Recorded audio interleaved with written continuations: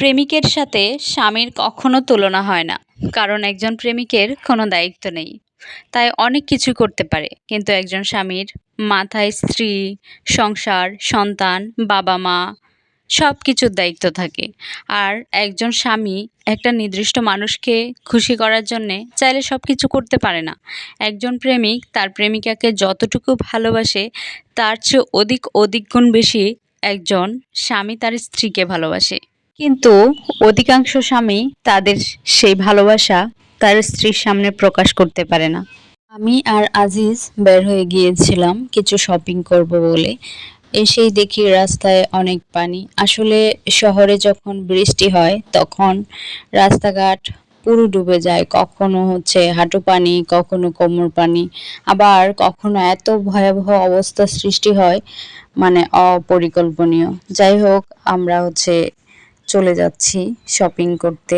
রাস্তায় যতই পানি থাকুক না কেন, আসলে ঈদ আসলে যদি শপিংই না করা হয় তাহলে ঈদটাকে আমার কাছে কেমন যেন ফ্যাকাশে ফ্যাকাশে মনে হয়।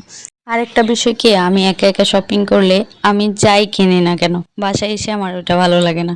কিন্তু দুইজনে মিলে যদি একটা জিনিস পছন্দ করে কিনি তাহলে ওটা আমার কাছে বেশি ভালো লাগে।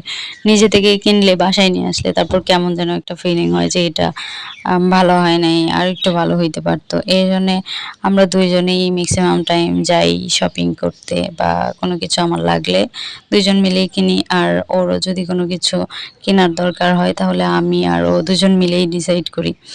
জানি না এটা কেমন ব্যাপার, সবার ক্ষেত্রে হয় কিনা, তবে আমার আর ওর ক্ষেত্রে সেটা খুবই হয়। দুজনেই পছন্দ করে দুজনের জিনিস কিনি। ভালোবাসার আসলে নির্দিষ্ট কোনো সংজ্ঞা নেই। তবে যার কাছে তুমি ভালো থাকো, যাকে ছাড়া তোমার ভালো লাগে না, অর্থাৎ যে তোমার মানসিক শান্তি এবং তার দূরত্বেও যদি তুমি তাকে অনুভব করো, তবে হয়তো সেটাই ভালোবাসা।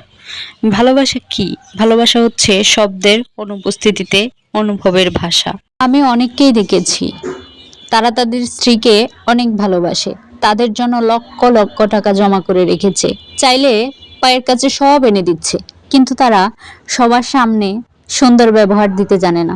এই জিনিসটা আমার ভীষণ কষ্ট লাগে।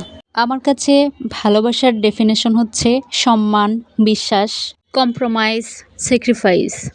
Thanks for watching this video. Okay, আল্লাহ হাফেজ।